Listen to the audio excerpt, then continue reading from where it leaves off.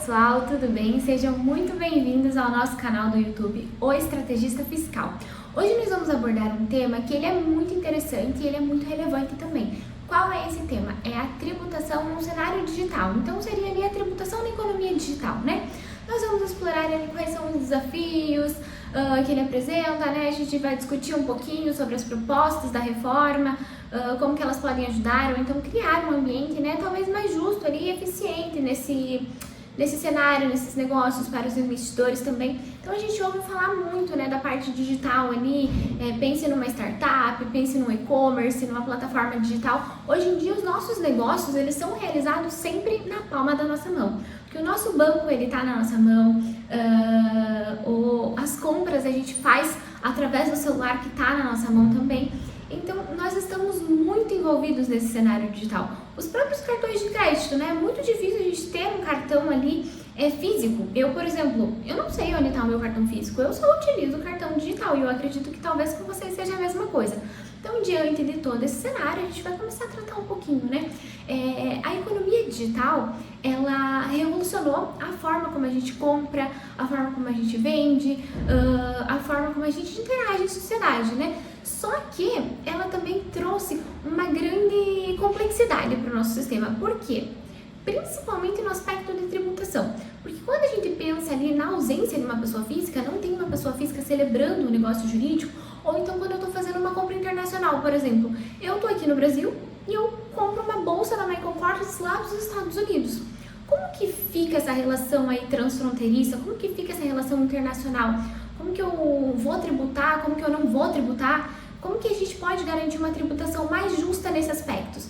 A gente vai tentar, né, com essa conversa, entender um pouquinho mais, né? Então vamos lá. Quais são os desafios dessa tributação na economia digital? Pense em gráficos e dados, né, assim, da complexidade desse sistema tributário, porque se a gente pensar no cenário atual já, né, no nosso ICMS, ISI, todos os impostos que a gente já tem, esses impostos eles já são complexos, né? Eu tenho que fazer uma série de cálculos, se é relação interestadual, se não é interestadual, então principalmente nesse cenário digital. Um dos principais desafios é justamente a complexidade da legislação tributária brasileira, né?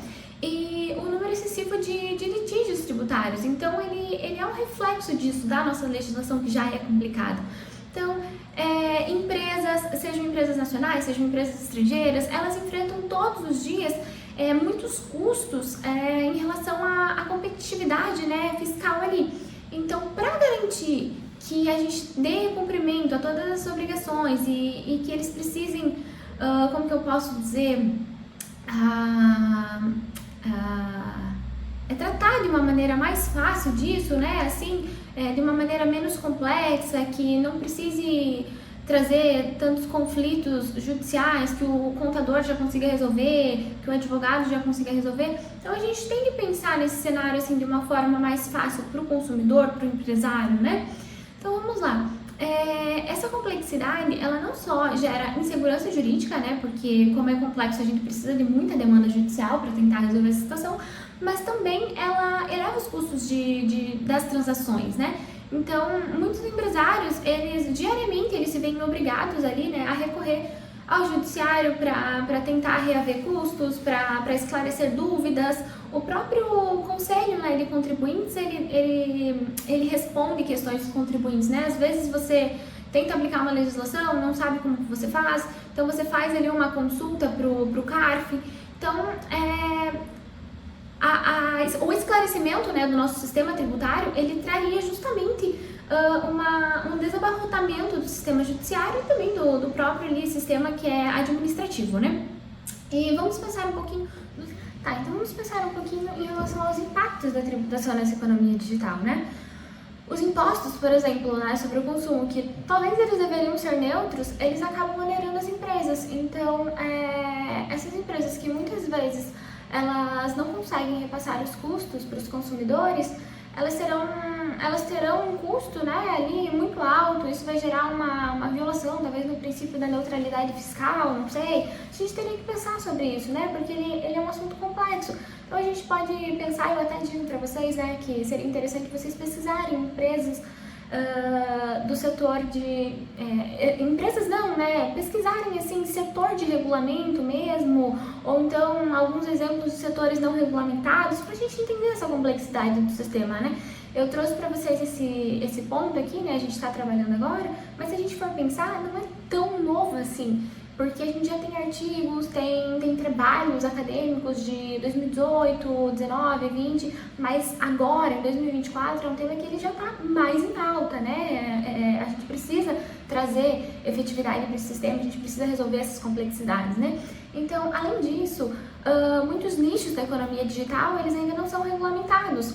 E isso abre espaço para quê? Isso abre espaço para um excessivo de instruções normativas por órgãos executivos, e aí vai esvaziando o papel do legislativo, né? Porque se eu tenho muita portaria, muita instrução normativa, eu não tenho lei para regular, sabe? Então a gente tem que pensar sobre isso também. E aí, em relação a propostas de reforma, né? O que eu posso pensar em visualização nesse sentido? Primeira coisa, eu digo para vocês deveriam pegar a reforma tributária que a gente já tem, analisar o que falta, o que não falta. Eu acho que até seria o caso, a gente já tratou sobre isso em outros vídeos, né, eu com o Lérdio, mas de repente a gente até trazer nesse aspecto a reforma e ir tratando ponto por ponto com vocês, né?